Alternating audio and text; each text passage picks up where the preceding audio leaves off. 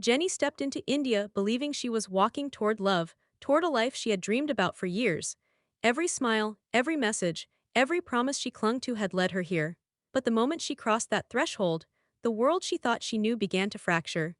What she didn't realize was that she had entered a house already rigged against her, a life where every move she made was silently observed, evaluated, and undermined.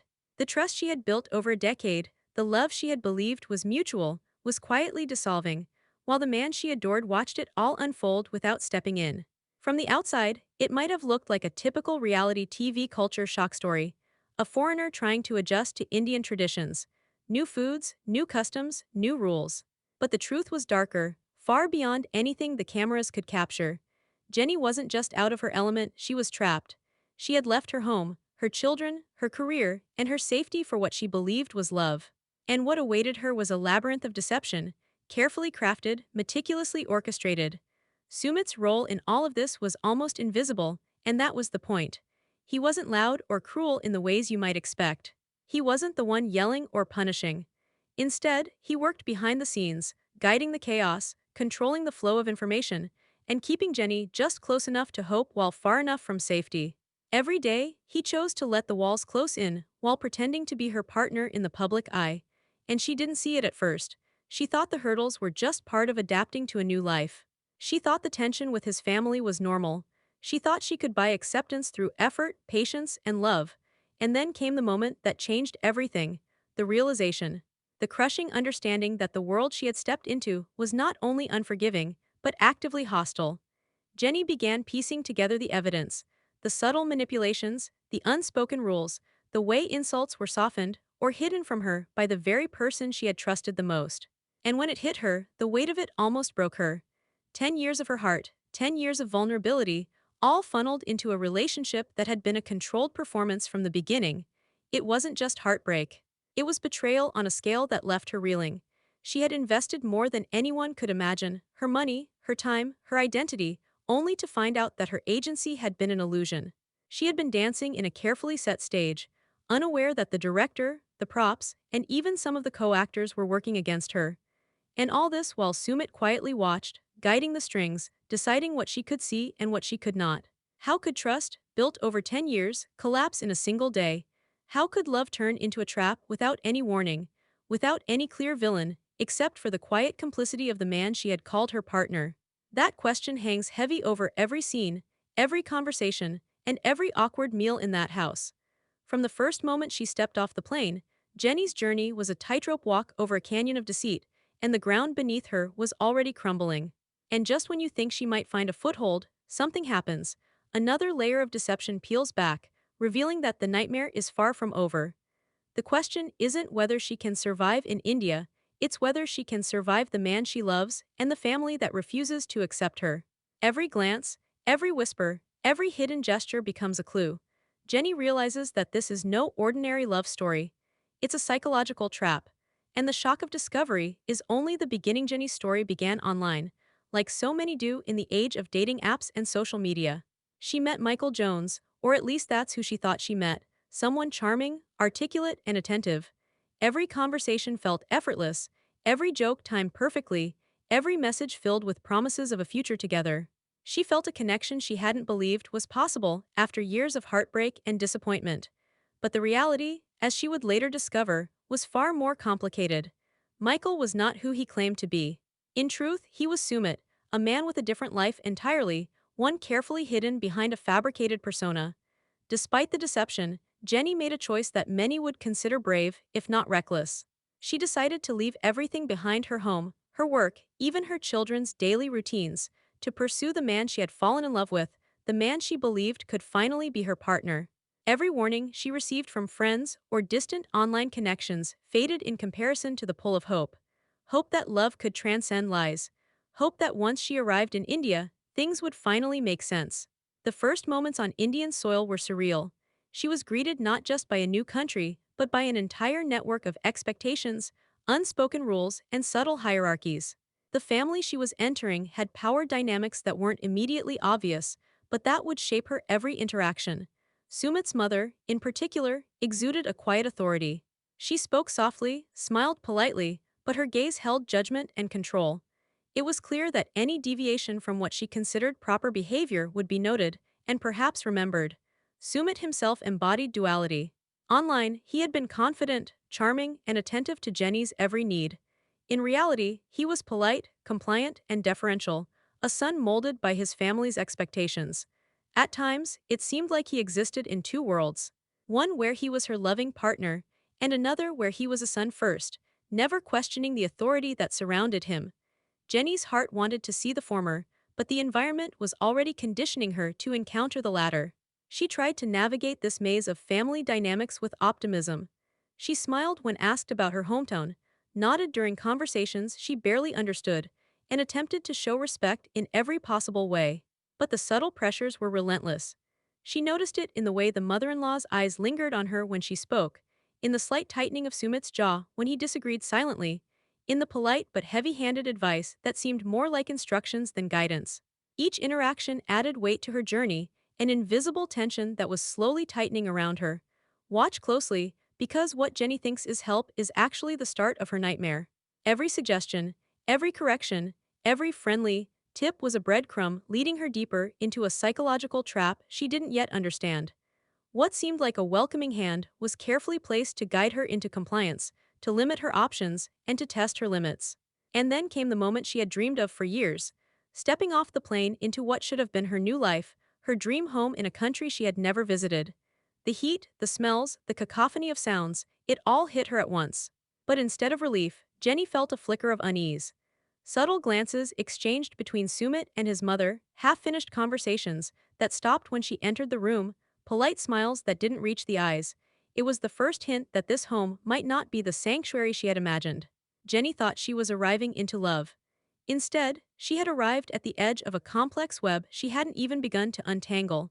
And the first threads were already tightening around her. Jenny's first weeks in India were a whirlwind of sights, sounds, and unexpected pressures. But nothing prepared her for the daily reality of living in a household dominated by rigid expectations and subtle cruelty. The kitchen became the first battlefield. Tasks she had considered mundane, washing dishes, preparing meals, even peeling vegetables, turned into arenas of humiliation. Her efforts, however earnest, were criticized with a precision that left her flustered and questioning herself. Every minor misstep was magnified, every small victory dismissed. The language barrier and unfamiliar customs only amplified the friction, leaving her frustrated and exhausted. Cultural clashes layered on top of these daily challenges. Jenny had imagined herself adapting quickly, embracing local customs with grace. But she found herself stumbling through unspoken rules, how to greet family members correctly, which hand to use for passing food, even when to smile or remain silent. What seemed trivial to insiders became impossible to navigate without judgment. At night, she replayed these interactions, wondering if she had unknowingly offended someone. Every miscalculation felt like a confirmation that she didn't belong, that she had underestimated the complexity of the life she had chosen. Sumit, meanwhile, rarely intervened.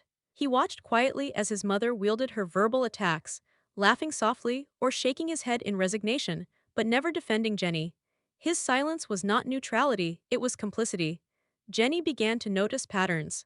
Subtle glances between him and his mother, the way he would shift the conversation when she tried to express frustration, and the polite but firm boundaries he never crossed in her favor. The partner she had relied on as a shield in the digital world was absent in the physical one. The realization was corrosive. Would you stay if your partner let others verbally attack you, even when he knew it hurt you? Psychologically, Jenny's situation fits a pattern experts recognize as gaslighting through environment. When criticism comes from multiple sources, particularly those closest to someone, it creates a constant sense of self-doubt. Her confidence eroded incrementally, replaced by hyper-awareness and anxiety. Each correction, each judgment, each reprimand became a test. Could she endure the day without breaking down? And every time she thought she had adapted, new rules and expectations appeared, invisible yet undeniable. Just when you think she can breathe, the rules of this house crush her hope again. A well-meaning attempt to help in the kitchen might earn her praise one day and sharp criticism the next. A conversation about plans or boundaries would be reframed as disrespect or naivety. The psychological weight was relentless, leaving her oscillating between resilience and despair, constantly questioning what she had gotten herself into. Sumit's behavior added another layer of complexity. His cowardice, whether born of fear or ingrained obedience, made him an unreliable ally. While Jenny faced daily verbal assaults, he remained the silent observer, nodding politely, never stepping in. In moments of private despair, Jenny wondered if the man she had fallen in love with had ever existed outside the curated online persona, or if she had simply never truly known him at all. And beneath all this tension lay a secret she had yet to uncover. Sumit's first marriage, carefully hidden from her, an invisible truth that would alter everything Jenny believed about their relationship. The revelation hung in the background, an unseen shadow stretching longer with each passing day, waiting for the right moment to surface and shatter the fragile equilibrium of her new life. Jenny had imagined that moving to India was the final step toward building the life she and Sumit had promised each other online. But reality hit hard when she faced the bureaucratic labyrinth of visas, marriage legality, and paperwork she had never anticipated. The excitement of new beginnings quickly gave way to frustration, confusion, and an escalating sense of powerlessness. Each form, each appointment, each legal requirement became a gauntlet she had to navigate, often alone. Sumit's role in this maze was subtle but devastating. On the surface, he appeared cooperative, promising to handle documents, make calls, and guide her through the legal process. But Jenny soon realized that progress was always slower than it should have been. Appointments were forgotten, forms were misplaced, and delays seemed to accumulate with uncanny precision. At first, she attributed these setbacks to bureaucracy or her own inexperience. But as patterns emerged, it became impossible to ignore the truth. Sumit was manipulating the system, and her, quietly, deliberately. The emotional toll was immense. Trapped abroad with a partner who seemed helpful one moment and obstructive the next, Jenny's anxiety reached new heights. Every day was a battle, not just with paperwork, but with her own rising panic. The rules she had trusted to protect her were bending around her, leaving her unsure of whom or what she could rely on. Her sense of security, already fragile from the household pressures, was eroding. The feeling of being trapped was suffocating. Navigating legal systems is already intimidating for anyone, but for Jenny, it was compounded by isolation, cultural differences, and the constant knowledge that her partner, Sumit, was not her ally. Each interaction with attorneys, immigration officials, or clerks was weighted with anticipation and dread. Would a missed signature or delayed form become a permanent obstacle? Would her pleas for clarity be dismissed? And all the while, Sumit's calm demeanor masked a quiet orchestration that kept her in a state of uncertainty. Every promise she believed in is teetering on the edge of collapse. Documents she thought were secure vanished. Meetings she expected to move things forward stalled without explanation. The contrast between the hopeful, loving partner she had met online and the obstructive, controlling presence she faced in person could not have been starker. Jenny's hope became a fragile thing, maintained only by sheer determination and a sense of necessity. She had invested too much to turn back now. The psychological strain was insidious. Being trapped in a foreign legal system without reliable support magnifies self-doubt, fear, and fatigue. Jenny experienced sleepless nights, panic attacks, and moments of despair that left her wondering if she had made a grave mistake in trusting Sumit. The very foundation of her new life, marriage, legality, home, was being undermined from within, and the person she should have trusted most was at the center of it all. Then came the moment that would shatter her fragile sense of progress. The attorney, who had been guiding her through the legal maze, delivered a sudden, disorienting announcement. Her fate rested entirely on Sumit's choices.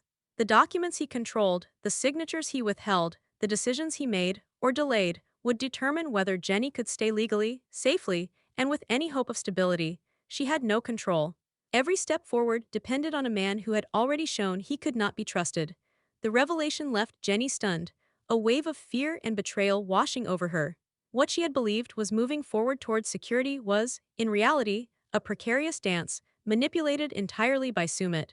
The legal system, meant to protect her, now felt like a trap, one from which she could only escape if Sumit allowed it. And in that moment, the illusion of partnership, trust, and love crumbled entirely, leaving her alone in a foreign country with nothing but uncertainty. The ceremony was small, almost invisible to the outside world, yet it carried the weight of everything Jenny had been striving toward. In a quiet corner of the city, under the intricate rituals of an Arya Samaj wedding, Jenny and Sumit exchanged vows. On paper, they were legally married, finally, a tangible milestone in the chaos that had defined her life in India. But the moment carried no triumph, no celebration. For Jenny, it felt like stepping into a gilded cage. She was legally married, yes, but the invisible chains of parental control and household manipulation remained firmly in place. Sumit's behavior added layers of contradiction to the day. His smiles were nervous, his hands trembling ever so slightly during the vows. There was fear in his eyes, a fear not of love or commitment, but of the consequences that would inevitably come if his mother discovered the secret. Jenny, meanwhile, struggled to reconcile the symbolism of the ceremony with the stark reality around her. She had imagined this wedding as a culmination of love, trust, and partnership, yet she was acutely aware of her continued lack of autonomy. The audience is left asking, how can a marriage feel like both victory and defeat at the same time? Jenny wore the ring, a symbol of new beginnings, yet the walls of the house, shaped by tradition, control, and manipulation, seemed to press in even tighter. Each ritual, each chant, each blessing echoed a promise that felt hollow in the face of the household hierarchy. What should have been a moment of liberation instead amplified her isolation. The psychological complexity of the situation is profound. On one level, Jenny had accomplished what she set out to achieve. She was legally married. But on another, the social dynamics that had suffocated her before had not changed. They had only shifted in subtle, almost invisible ways. Sumit's duality became even more pronounced. Outwardly a devoted husband, inwardly a son constrained by fear of parental wrath, he was incapable of providing the emotional or practical support Jenny desperately needed. The ring is on her finger, but the walls of this house are closing in. Jenny's daily life continued to be dictated by the whims of her mother-in-law. Kitchen orders, household rules, and constant verbal criticism created an environment where she had little room to assert herself. Each day, the contrast between the legal freedom her marriage symbolized and the oppressive reality she faced grew starker, leaving her emotionally and mentally exhausted. Meanwhile, Sumit's fear was a constant undercurrent. He seemed to shrink under the weight of his own decisions, the silent tension in every conversation, a reminder that Jenny's fate depended on a man who could not fully confront his own family. For Jenny, confusion reigned. She wanted to celebrate this moment, to mark it as a turning point, but the shadows of parental control and household manipulation were omnipresent, dimming any sense of joy. And yet, the tension was far from over.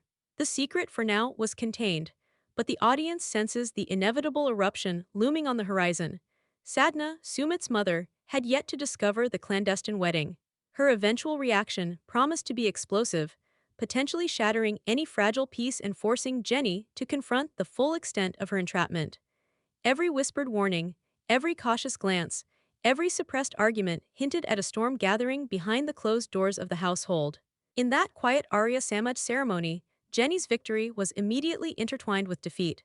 A legal milestone had been reached, but emotional liberation remained tantalizingly out of reach. The audience is left perched on the edge of anticipation, waiting for the inevitable confrontation that will redefine everything Jenny thought she had achieved.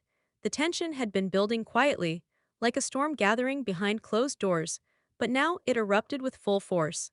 Sadhna's fury was palpable as she confronted Jenny, her eyes sharp with accusation, her voice trembling between rage and despair. "How could you do this?" she demanded, each word cutting through the room like a blade.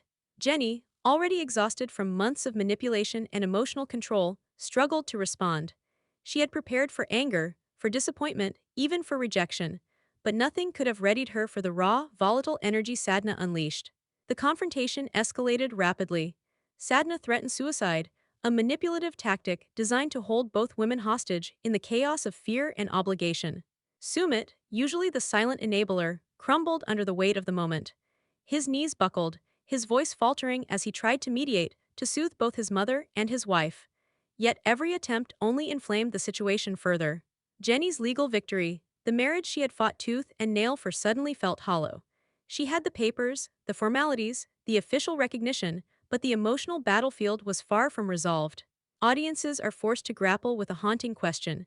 How can one ever feel secure when victory is measured in legality rather than safety or love? Jenny found herself trapped not by laws, but by emotional manipulation, a psychological war waged by someone she had once thought of as family. Each word from Sadhna, each tear and threat, pressed on her psyche, reminding her that survival sometimes demanded silence, submission, and patience. 3 words, "We are married," triggered a storm that changed everything. The declaration, meant to assert autonomy and claim hard-won agency, instead ignited Sadna's fury and sent Sumit into a spiral of guilt and fear. Jenny's voice, firm yet trembling, reverberated in the room, creating a paradoxical moment. She was simultaneously empowered and isolated, victorious yet trapped. The psychological complexity here is profound. Victories in the courtroom cannot erase the scars left by a decade of subtle, relentless gaslighting. Jenny's mind raced. Memories of small humiliations, whispered instructions, and quiet betrayals flooded back. Every lie she had been told, every promise broken, every silent complicity by Sumit, all of it coalesced into a single, devastating realization. This had been happening for years, slowly eroding her trust, her confidence, and her sense of reality. Sadna's outburst was merely the visible peak of a hidden iceberg, a decade-long pattern of emotional control, finally exposed in violent, theatrical clarity. The confrontation ended without resolution, the storm subsiding only superficially. Jenny remained standing, legally married yet emotionally battered. Sumit remained a fragile, broken figure, torn between filial obligation and marital responsibility. Sadhna retreated, not defeated, but simmering with unresolved anger and despair. The aftermath promised to be a labyrinth of tension, strategic silence, and simmering threats, forcing Jenny to navigate a household where legal authority was powerless against psychological warfare. For viewers, the question lingers. Can Jenny ever truly claim her freedom, or is the battle only beginning?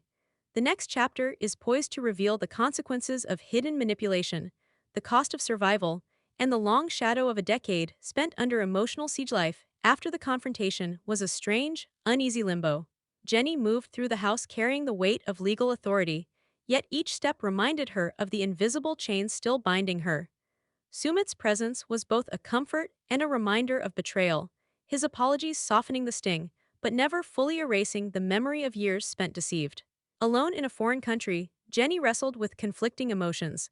Love she once felt, fear she could never fully shake, and the undeniable cost of investing a decade into a relationship built on lies. The psychological patterns became clear in every interaction.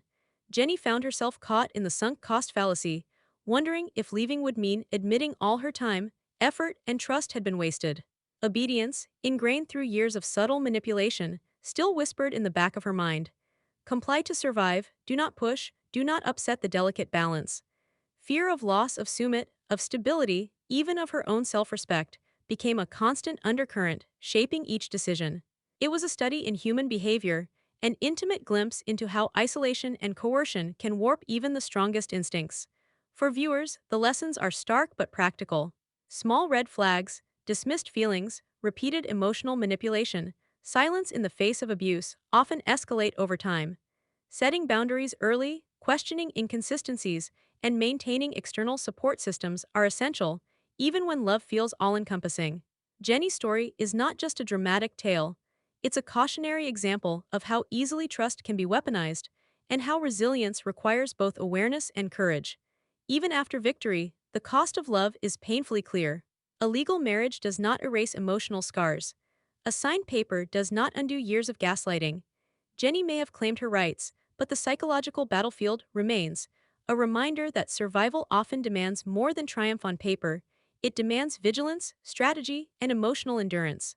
The next chapter is poised to explore the consequences of silence and secrecy. What happens when cast members finally speak out, reveal hidden truths, or confront the stories that have long been suppressed? The aftermath of Jenny's struggle is only the beginning, a setup for revelations that will challenge loyalties, test resilience, and expose the hidden machinery behind the drama that viewers have been following all along.